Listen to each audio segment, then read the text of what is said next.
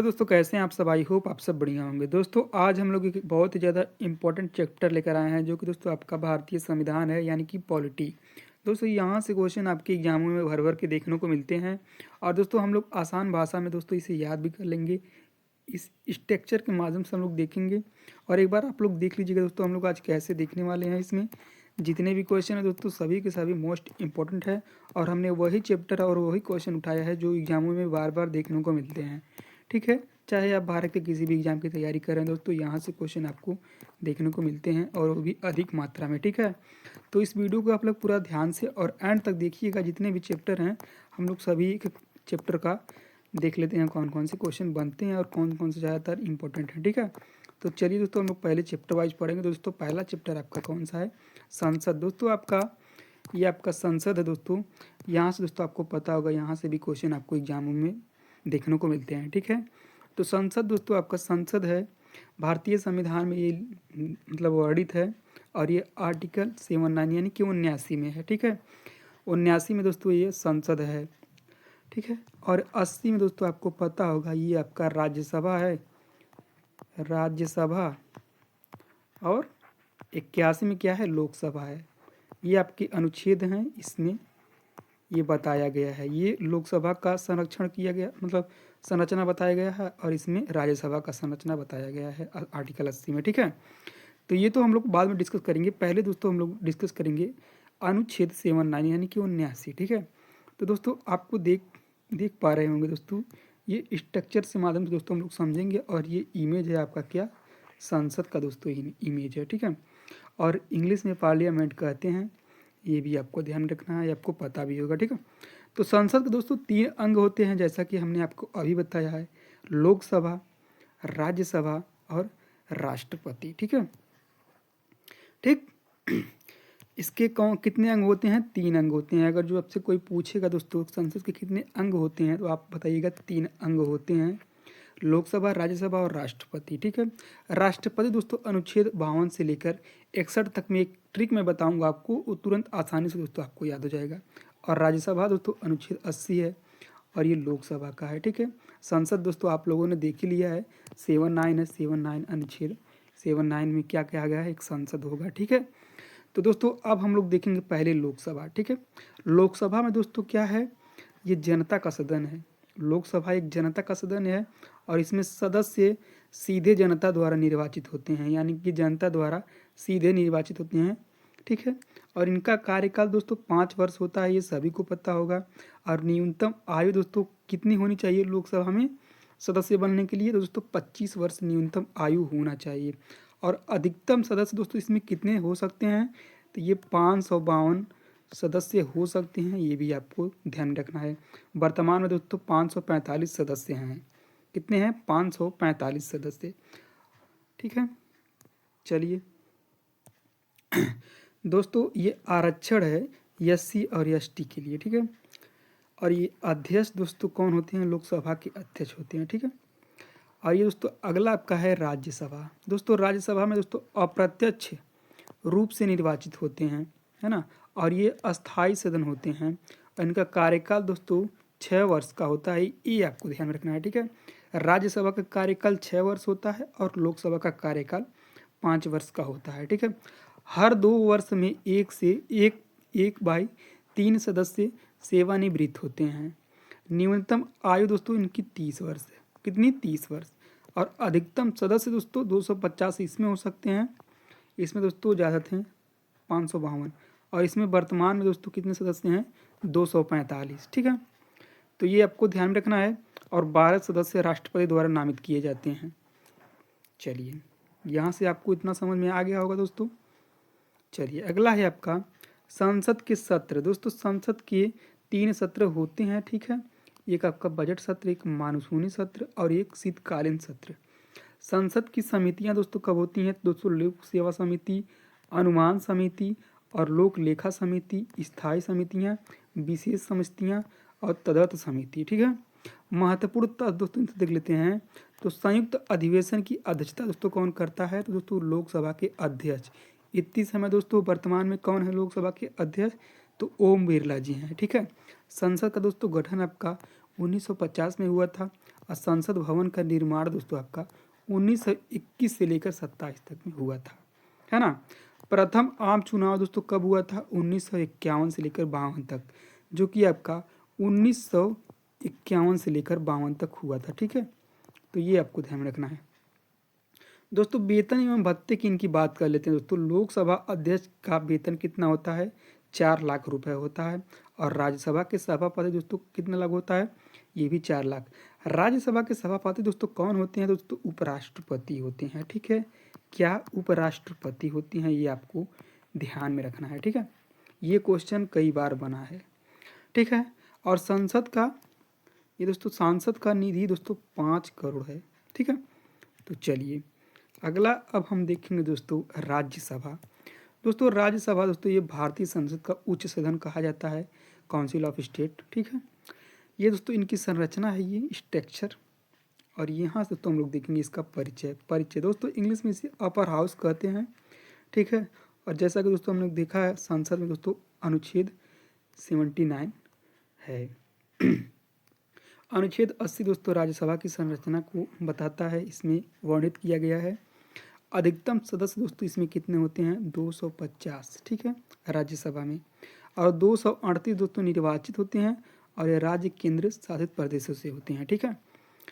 और 12 नामित सदस्य होते हैं और राष्ट्रपति द्वारा कला साहित्य विज्ञान समाज सेवा से जो आते हैं उन्हीं को राष्ट्रपति द्वारा नियुक्त किया जाता है, ठीक है।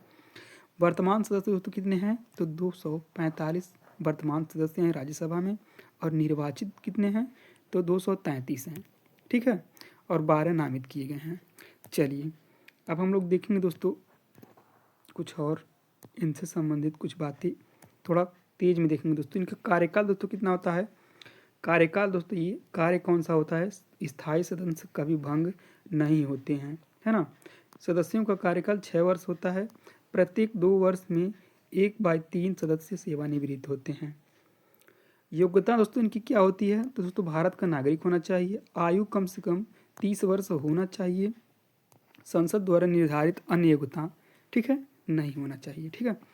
चलिए अगला आपका है धन विधेयक में भूमिका। धन विधेयक केवल लोकसभा में ही पेश किया जाता है, ये बातें आपको ध्यान में रखना है, ना कि राज्यसभा में, ठीक है। धन विधेयक कहाँ पे पेश किया जाता है? लोकसभा में सिर्फ, राज्यसभा में नहीं पेश किया जाता है। राज्यसभा धन विधेयक को न तो अस्वीकार कर सकता है और न ही संशोधित कर सकता है। केवल 14 दिनों के लिए रोक सकती है या सिफारिशें दे सकती हैं, लेकिन लोकसभा मानने के लिए बाध्य नहीं होता है, ठीक है। तो ये बातें आपको ध्यान में रखना है। सभापति दोस्तों कौन होते हैं? भारत के उपराष्ट्रपति होते हैं, जैसा कि मैंने अभी आपको बताया है ना। प्रेसिडेंट ऑफ इंडिया यानी कि राज्यसभा के पदेन सभापति होते हैं। वर्तमान सभापति श्री जगदीप धनखड़, है ना, ये हैं वर्तमान सभापति दोस्तों। ये आपका संशोधन कर लीजिएगा, ये सीपी राधाकृष्णन है। सीपी राधाकृष्णन जो कि आपके वर्तमान राष्ट्रपति हैं, सीपी राधाकृष्णन है, ठीक है। ये आपको ध्यान में रखना है, जो कि वर्तमान में राष्ट्रपति आपके हैं, सॉरी उपराष्ट्रपति हैं, तो ये आपको ध्यान में रखना है, ठीक है। चलिए अगला देखेंगे दोस्तों हम लोग, उपसभापति राज्यसभा के सदस्यों से चुनती है, ठीक है। चलिए और अगला आपका है दोस्तों लोकसभा से अंतर। दोस्तों लोकसभा से अंतर क्या होता है? तो राज्यसभा और एवं लोकसभा में अंतर क्या है?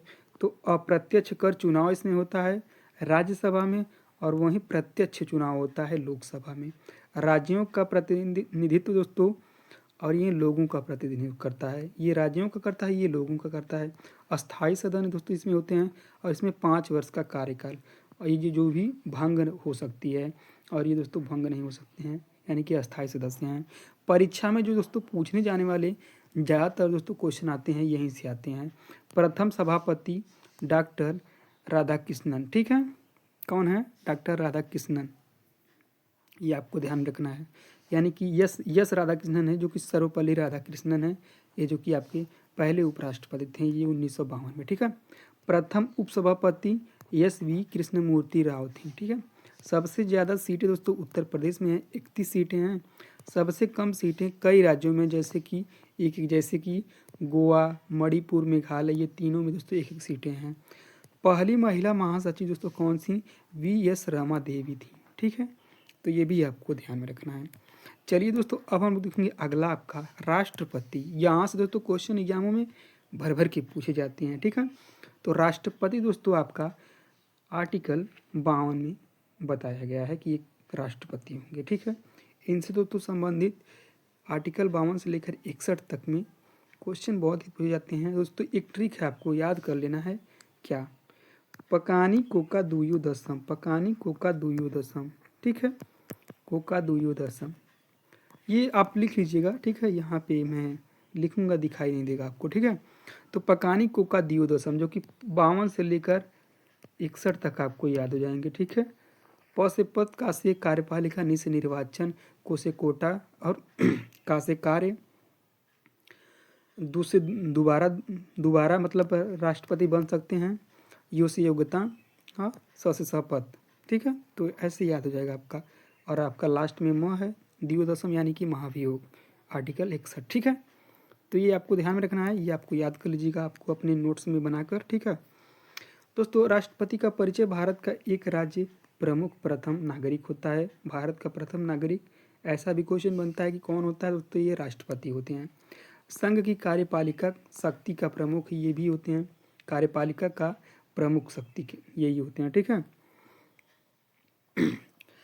वास्तविक रूप से दोस्तों ये प्रधानमंत्री होते हैं, औपचारिक रूप से राष्ट्रपति होते हैं। ठीक है, और ये संवैधानिक आधार क्या है दोस्तों? तो अनुच्छेद 52 भारत का एक राष्ट्रपति होगा।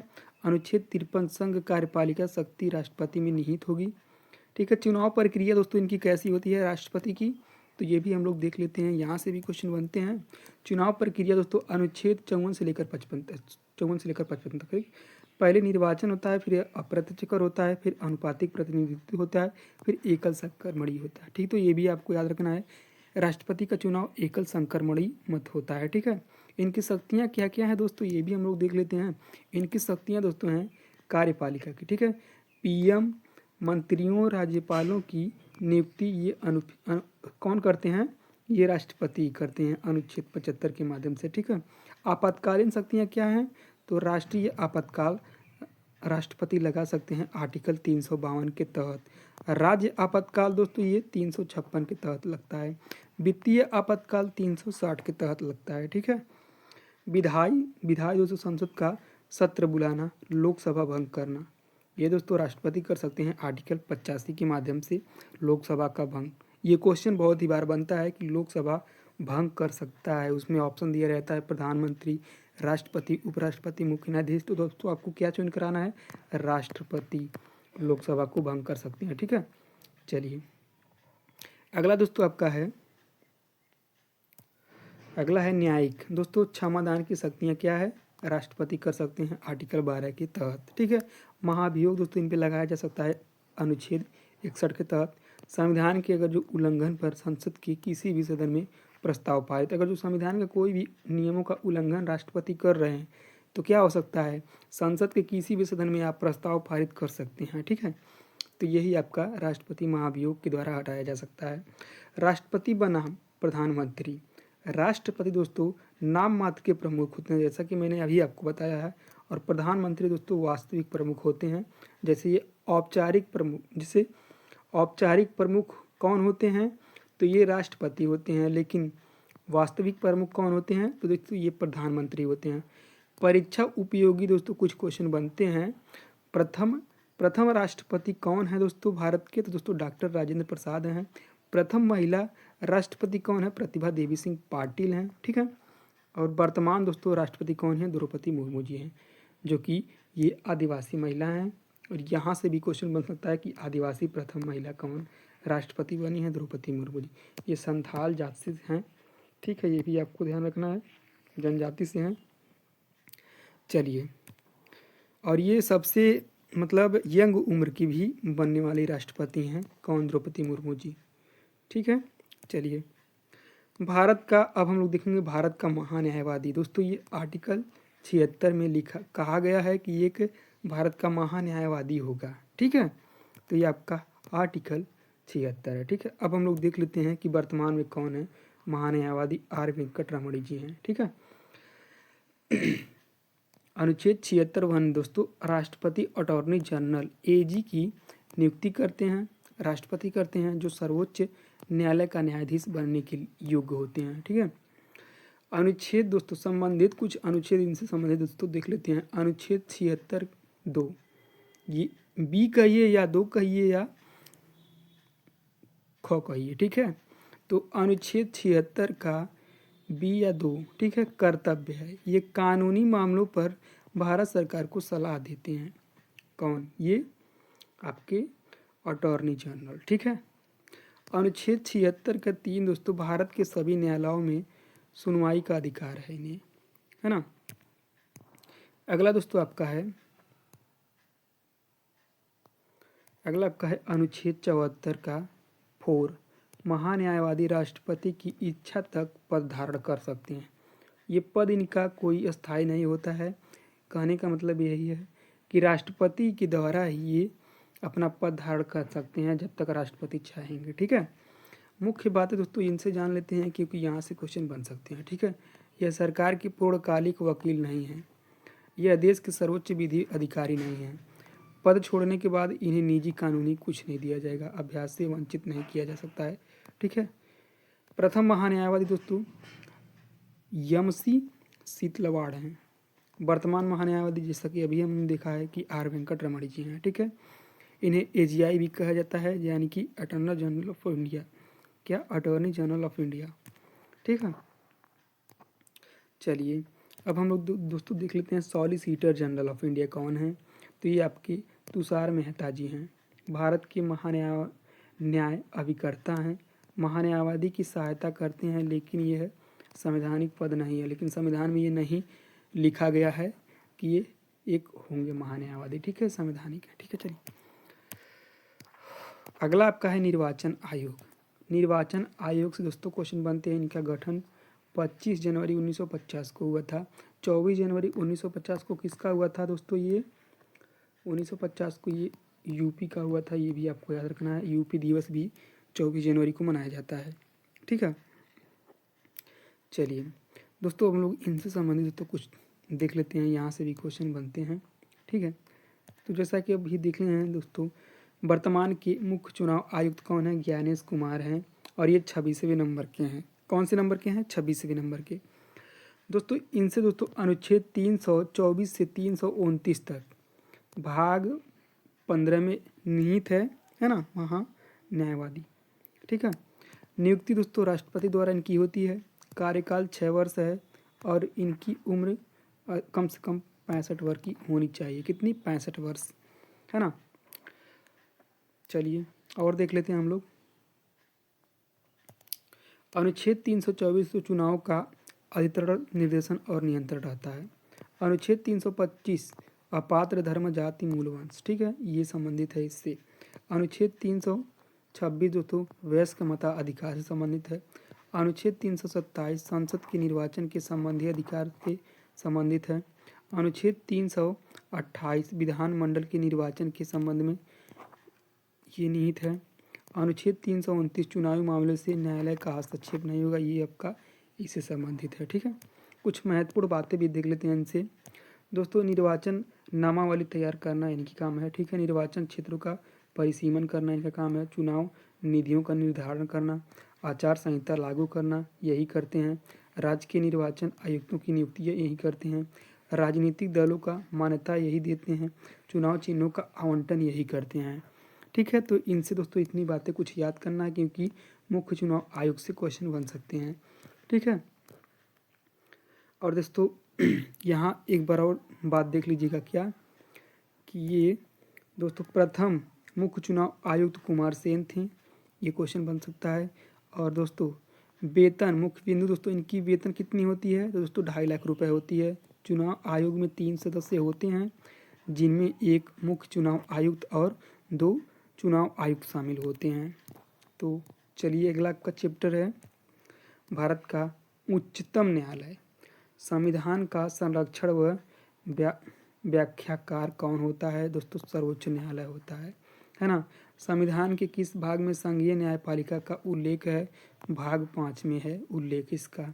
किस अधिनियम के अंतर्गत सर्वोच्च न्यायालय की स्थापना हुई है? तो दोस्तों रेगुलेटिंग एक्ट अधिनियम 1773 के माध्यम से इसकी स्थापना हुई थी। ठीक है। उच्चतम न्यायालय में न्यायाधीशों की संख्या में वृद्धि करने का अधिकार किसके पास होता है? संसद के पास होता है। ठीक है। ये वन लाइनर है और यहाँ से क्वेश्चन बनते हैं, इसी दोस्तों मैं आपको बता रहा हूँ। पर वर्तमान में सर्वोच्च न्यायालय में मुख्य न्यायाधीश सहित न्यायाधीशों की कुल संख्या कितनी है? दोस्तों 31 है। सर्वोच्च न्यायालय के न्यायाधीश की नियुक्ति कौन करता है? ये मोस्ट इंपॉर्टेंट है दोस्तों, ये राष्ट्रपति करते हैं। ठीक है। उच्चतम न्यायालय के न्यायाधीशों की सेवानिवृत्ति की आयु क्या है? ये 65 वर्ष है। सर्वोच्च न्यायालय का गठन एवं उसकी शक्तियाँ व न्यायाधीशों को हटाने की विधि किस देश के संविधान से ली गई है? दोस्तों यूएस से, यानी कि अमेरिका से ली गई है। क्या सेवानिवृत्ति के पश्चात सर्वोच्च न्यायालय के न्यायाधीश किसी जगह वकालत कर सकते हैं? तो इसका जवाब नहीं है। ठीक है।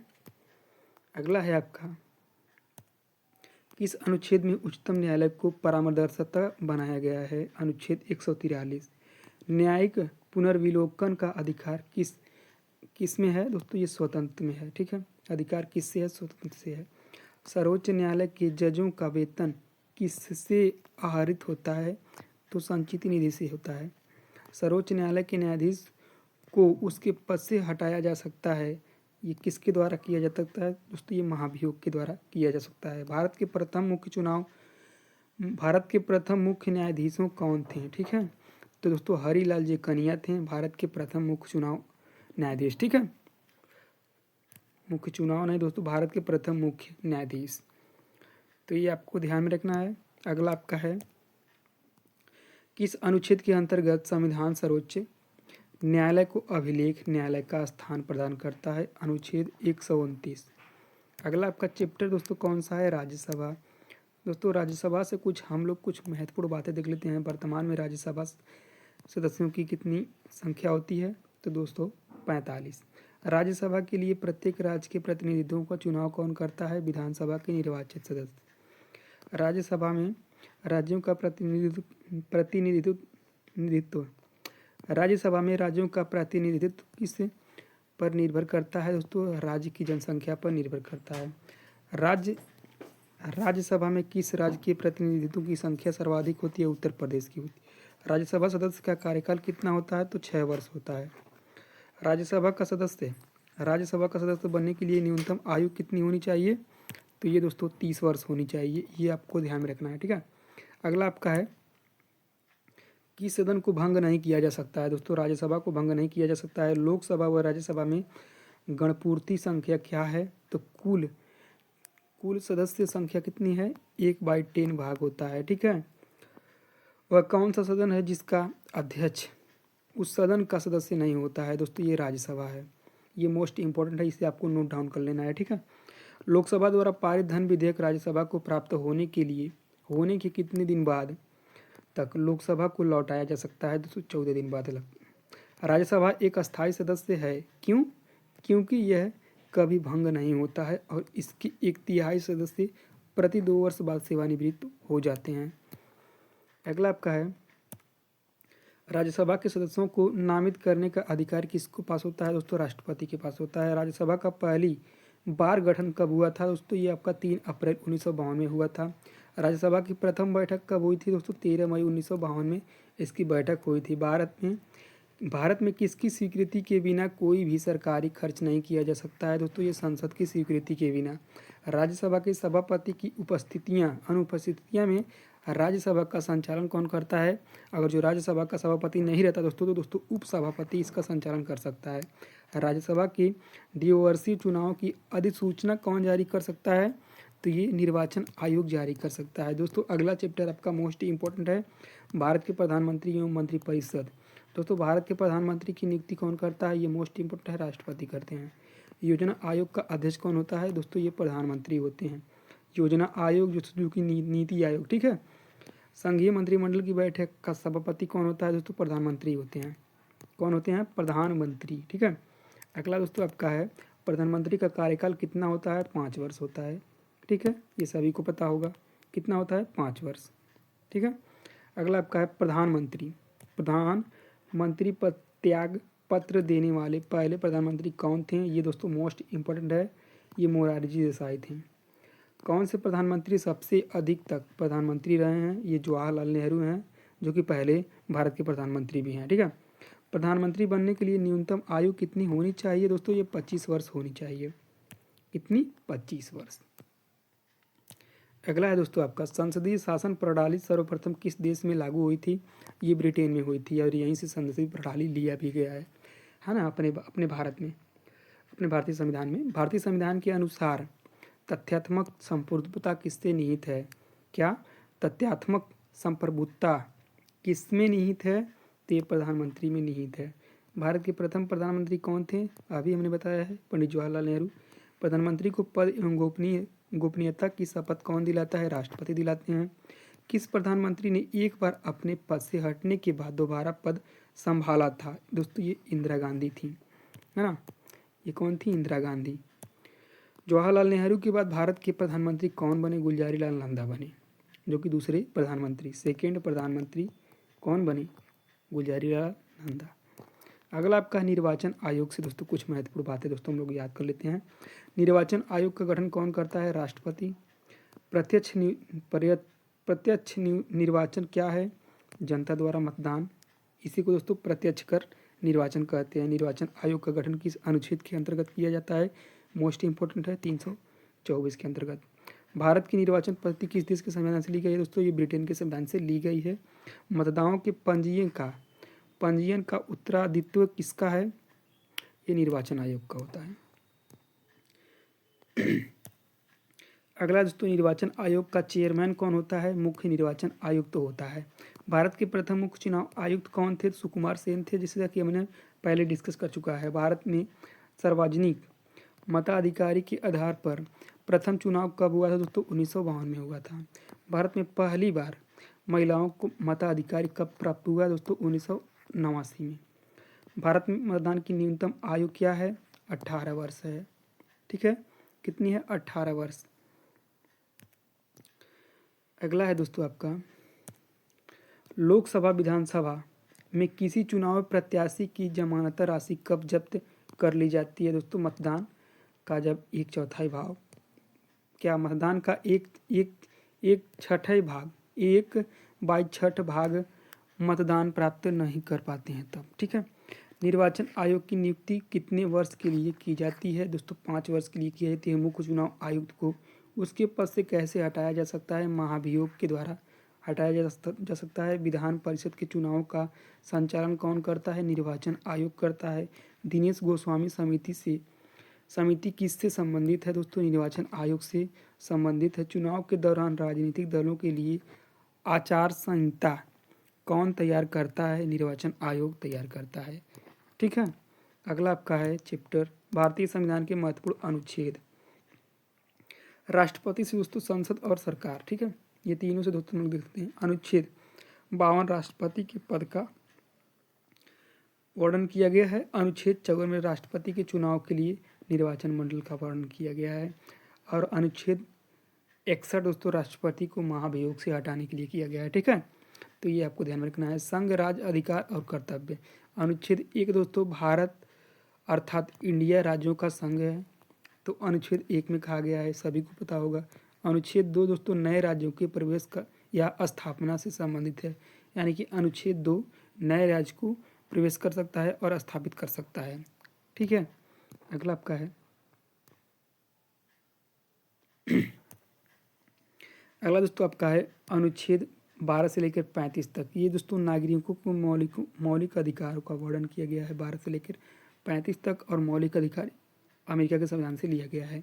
अनुच्छेद 14 में दोस्तों कहता है कानून के समक्ष समानता और कानून का समान संरक्षण, ये अनुच्छेद 14 में कहा गया है। और अनुच्छेद 70 में दोस्तों अस्पृश्यता का अंत, यानी कि अनटचेबिलिटी का अंत। ठीक है, अनुच्छेद 19(1) क विचार और अभिव्यक्ति की स्वतंत्रता की अधिकार, प्रेस की स्वतंत्रता सहित। ठीक है, अनुच्छेद 21 दोस्तों जीवन और व्यक्तिगत स्वतंत्रता का संरक्षण। अनुच्छेद 23 मानव तस्करी और बलात्श्रम, यानी कि मानव को आप बेच नहीं सकते हैं, और बलात्श्रम पे रोक। ठीक है, अगला आपका है